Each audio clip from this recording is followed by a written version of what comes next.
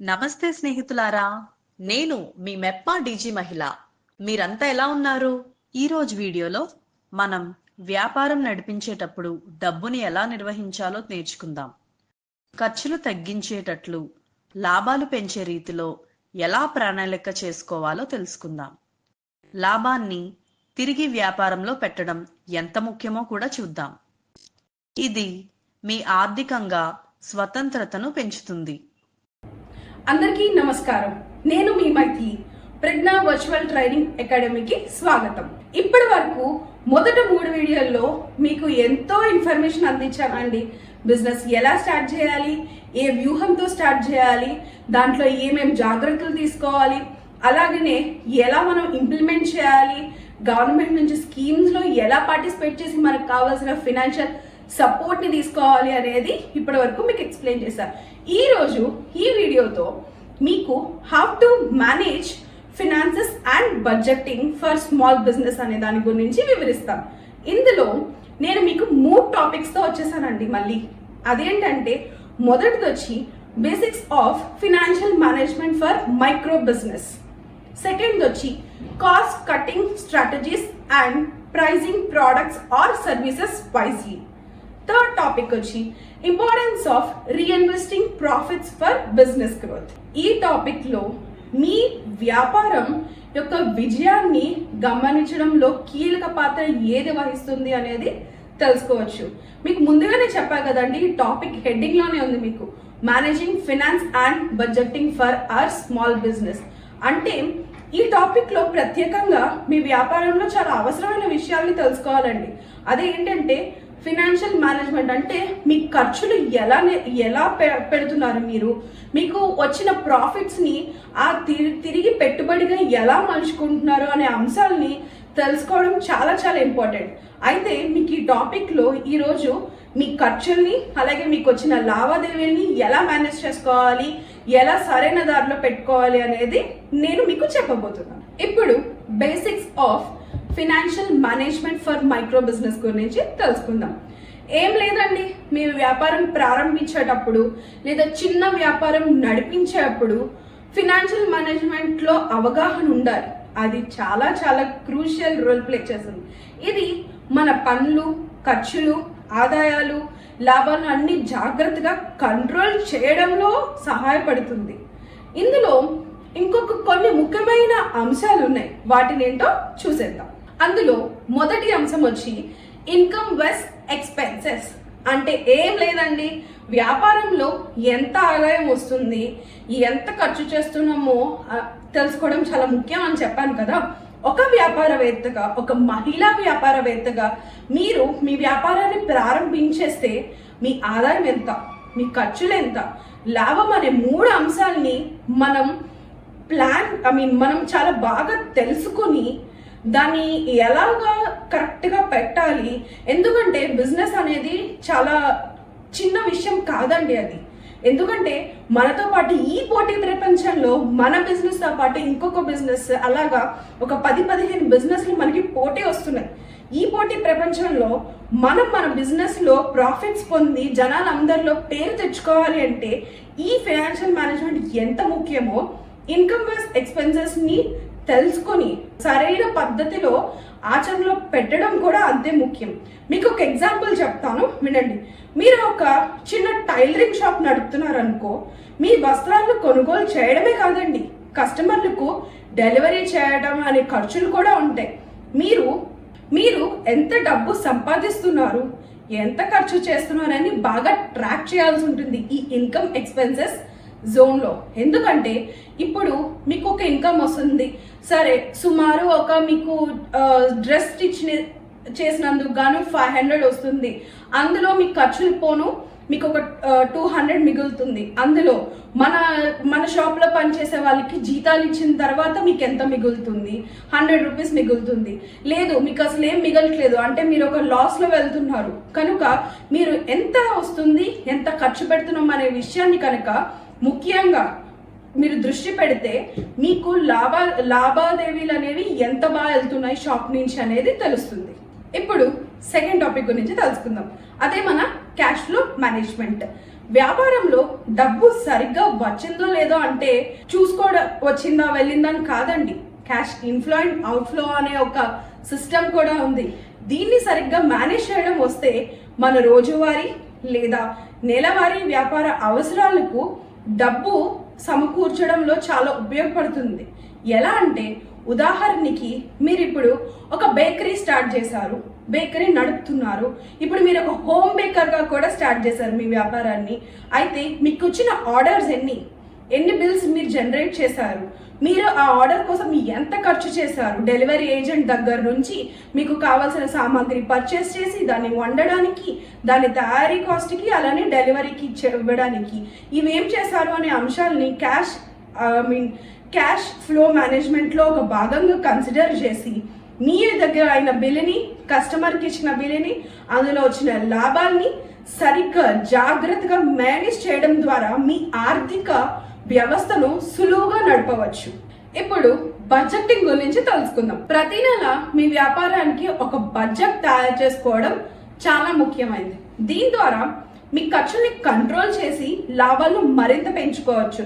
అంటే ఇప్పుడు మీరు వ్యాపారం అనేది మీ చిన్న వ్యాపారం అయినా పెద్ద వ్యాపారం అయినా ఒక నెల 2 నెలలు చేసేది కాదండి. ఇది మనం పెద్ద స్థాయిలో వ్యాపారాన్ని అభివృద్ధి చేయాలనుకుంటాం కనుక ఒక నెల అయిన ఖర్చుని తీసుకుని ఆ నెలలో ఎంత కొన్నాం, మనం ఎంత వచ్చింది, మనకి ఇంకెంత నష్టపోయాం లేదా ఇంకెంత ప్రాఫిట్స్లో ఉన్నాం మనం అని చెప్పి లెక్క వేసుకుని ఇంకా ఈ నెల నుంచి ఎంత బడ్జెట్ పెట్టాలి. ఫర్ సపోజ్ మీరు ఒక క్లౌడ్ కిచెన్ స్టార్ట్ చేశారు అనుకోండి, ఒక ఫ్రూట్ బౌల్ చెప్పాను కదా మీకు ముందు వీడియోస్లో, అలా ఒక ఫ్రూట్ బౌల్ని స్టార్ట్ చేశారనుకో, ఆ బౌల్ కాస్ట్ వచ్చి మీకు చాలా ఎక్కువకి వస్తుంది. అయితే వేరే ఒక వెండర్ దగ్గర మీకు తక్కువకి వస్తుంది అనుకో, ఈ నెల బడ్జెట్లో మీరు దాని గురించి సపరేట్గా బడ్జెటింగ్ ప్రిపేర్ చేసి అక్కడ నుంచి తప్పించుకోవడం ద్వారా మనకి ఇంత డబ్బు మిగులుతుంది, ఇందులో మనం పెట్టవచ్చు లేదా ఇంత లాభం పొందవచ్చు అని చెప్పి తెలుసుకోవచ్చు. ఇదే మనకి బడ్జెటింగ్. ప్రతి ఒక్క వ్యాపారానికి బడ్జెటింగ్ అనేది చాలా చాలా చాలా ముఖ్యం అండి. ఇప్పుడు మనకి బడ్జెటింగ్ లేకపోతే ఎలా ఉంటుందంటే గమ్యం తెలియకుండా ప్రయాణం చేసినట్టే. ఇప్పటి వరకు మన ఈ వీడియోలో ఉన్న ఫినాన్షియల్ బడ్జెటింగ్లో ఫస్ట్ టాపిక్ చూసేసాం. ఇప్పుడు సెకండ్ టాపిక్ చూసేద్దాం. అదే cost cutting strategies and pricing products or services wisely. అంటే ఏం లేదండి, చాలా చాలా సింపుల్. ఈ ఒక్క చిన్న మెలకువలు పాటిస్తే కనుక మన బిజినెస్ని ఒక స్థాయిలో పెట్టుకోవచ్చు. ఎలాగో చూసేద్దాం, వచ్చేయండి. మీరు కష్టపడే సమయంలో వ్యాపారంలో ఖర్చులు తగ్గించడం అనేది చాలా ముఖ్యం. దానికోసం నేను మీ ముందుకి కొన్ని స్ట్రాటజీస్తో వచ్చేసాను. అందులో మొదటిది బల్క్ పర్చేజెస్. అంటే ఏం లేదు, ముఖ్యమైన వస్తువులు, రా మెటీరియల్స్ పెద్ద మొత్తంలో కొనుగోలు చేయడం ద్వారా మీరు డిస్కౌంట్ పొందవచ్చు. దీని వల్ల మీ వృద్ధి, తయారీ ఖర్చులు తగ్గిపోతాయి. అంటే ఫర్ ఎగ్జాంపుల్ మీరు ఇప్పుడు ఒక క్యాంటీన్ స్టార్ట్ చేశారు, అందులో కావాల్సిన టీ షాప్లో కావాల్సిన సామాన్లు ఏంటో, టీ లీవ్స్ ఏంటి, కాఫీ బీన్స్ ఏంటి, షుగర్స్ ఏంటి, రోజు పర్చేస్ చేస్తే మనకి రోజు మన కాస్ట్ పెరుగుతుంది. లేదు, నెలకి కావాల్సిన సామాగ్రి ఒకేసారి తెచ్చుకుంటే మీకు ఉన్న కాస్ట్ మీద కొంచెం డిస్కౌంట్ వస్తుంది. ఆ డిస్కౌంట్ వచ్చిన దాన్ని అయితే మనం లాభంగా మార్చుకోవచ్చు లేదా ఇంకొక రా మెటీరియల్ కొనుక్కోవడానికి ఉపయోగించుకోవచ్చు. ఎక్కువగా వచ్చే చోట కాకుండా తక్కువగా వచ్చి మనకి ఇంకొక వస్తువు వస్తుంది కనుక మనం ఏది చూస్ చేసుకుంటామో మీకే తెలుసు అనుకుంటా. ఇప్పుడు ఇంకొక స్ట్రాటజీ ఏంటి అంటే అవుట్ సోర్సింగ్ స్ట్రాటజీ.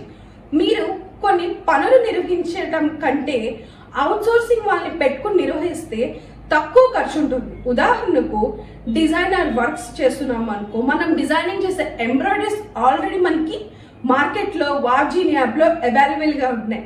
మన కోసం మన వర్క్ని సులభం చేయడానికి, మన వ్యాపారంలో మనం ఇంకా అభివృద్ధి చెందడానికి మన ఏపీ మహిళలు ఆల్రెడీ ఎంబ్రాయిడరీ వర్క్ చేసి వాళ్ళ ప్రతిభను చూపించడానికి మన వావ్జీని యాప్లో అవన్నీ మనకి ముందుకు తీసుకొచ్చారు. కనుక అక్కడ కొనుగోలు చేసి మనం ఇంకొక మనిషిని పెట్టుకుని వర్క్ చేయించుకుని అక్కడ జీతాలు ఇచ్చి కన్నా ఇక్కడ పర్చేస్ చేస్తే ఏంటి అంటే మనకి టైం కలిసి వస్తుంది, అలానే మనకి ప్రాఫిట్ని పెంచుకునే మార్గంలో మనం ఇంకొక అడుగు ముందుకేసినట్టు అవుతుంది. టైం తగ్గించుకోవడానికి కోసం మాత్రమే ఉపయోగించే స్ట్రాటజీ ఏంటిరా అంటే అవుట్ సోర్సింగ్. టైం ఒకటే కాదండి, ఫినాన్షియల్గా కూడా మనం మేనేజ్ చేసుకోవచ్చు అవుట్ సోర్సింగ్ ద్వారా. ఇంకొక ఉదాహరణ చెప్తాను, వినండి. ఇప్పుడు మీరు ఒక హోమ్ బేకర్గా మీ జర్నీ స్టార్ట్ చేశారు. మీరు ఒక్కరే కావాల్సిన సామాగ్రి అంతా కొనుగోలు చేసి తయారు చేసి కావాల్సిన కస్టమర్ ఇంటికి డెలివరీ చేయలేరు. కనుక మీరు ఒక ఇద్దరు ఏజెంట్స్ని హైర్ చేసుకోవచ్చు లేదా వెండర్స్ని కాంటాక్ట్ అవ్వచ్చు. ఇందాక చెప్పినట్టు అవుట్ సోర్సింగ్ పర్సన్స్ మనకి చాలా మంది అవైలబుల్గా ఉంటారు. వాళ్ళని కాంటాక్ట్ అయితే ఒకళ్ళు రా మెటీరియల్స్ తీసుకొచ్చి ఇస్తారు, ఇంకొకరు మనం చేసిన కేక్ని డెలివరీ చేయడానికి వెళ్ళి ఇస్తారు. కాబట్టి మీకు అక్కడ శ్రమ తగ్గుతుంది, ఖర్చు తగ్గుతుంది. ఇలాగా మనం కావాల్సిన విషయాలన్నీ కరెక్ట్గా మనం తీసుకుంటే, అంటే ఉదాహరణకి మీకు ఇప్పుడు చెప్పినట్టుగా హోమ్ బేకరీ కానీ లేకపోతే ఇంకా క్యాటరింగ్ సర్వీసెస్ కానీ మీ అంతటి మీరే చేయలేరు. కనుక ఇంకొకరి సహాయం తీసుకోవడంతో అసలు మెయిన్ మన వీడియో సమూహంగా కలిసి పనిచేయటం, ఎలా పనిచేయాలనే కదండి. సమూహంగా పనిచేస్తే దేన్నైనా సాధించవచ్చు. కాబట్టి మీరు ఈ అవుట్ సోర్సింగ్ స్ట్రాటజీని ఉపయోగించి మీ ఖర్చుల్లో కొంత ఖర్చుని తగ్గించుకుంటారని ఆశిస్తున్నాను. ఇప్పుడు చాలా ముఖ్యమైన టాపిక్ ఏంటంటే ప్రైసింగ్ ప్రోడక్ట్స్ వైజ్లీ. అంటే ఏం లేదండి, మన ప్రోడక్ట్స్కి అసలు మనం ప్రైసింగ్ ఎలా ఫిక్స్ చేస్తాం అనేది, ఏ అంశాల గురించి కన్సిడరేషన్లో పెట్టి ప్రైసింగ్ డిసైడ్ చేస్తాం అనేది తెలుసా అండి మీకు? నేను చెప్తాను, ఇప్పుడు వినండి. ఏ అంశాలను దృష్టిలో పెట్టుకుని మన ప్రోడక్ట్ యొక్క ప్రైస్ని డిసైడ్ చేయాలి. సింపుల్ అండి, రెండు అనాలిసిస్ తీసుకోవాలి. ఒకటి కాంపిటీటర్ అనాలిసిస్, రెండు వచ్చి వాల్యూ బేస్డ్ ప్రైసింగ్ అనాలిసిస్. ఏమీ లేదండి, రెండు టెక్నిక్స్. ఒకటి కాంపిటీటర్ అనాలిసిస్, రెండు వాల్యూ బేస్డ్ ప్రైసింగ్.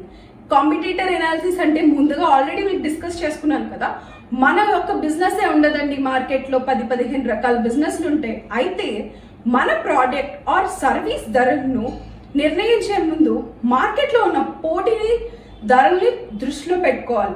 ఇలా చేయడం ద్వారా మనం పెట్టే ధరలకు పోటీకి దూరంగా ఉంటుంది. అంటే ఇప్పుడు by one get one offers అని, లేకపోతే ఈ వస్తువు కొంటే ఇంకొకటి ఇస్తాము అని చెప్పి మన కాంపిటీటర్స్ పూరిస్తూ ఉంటారు.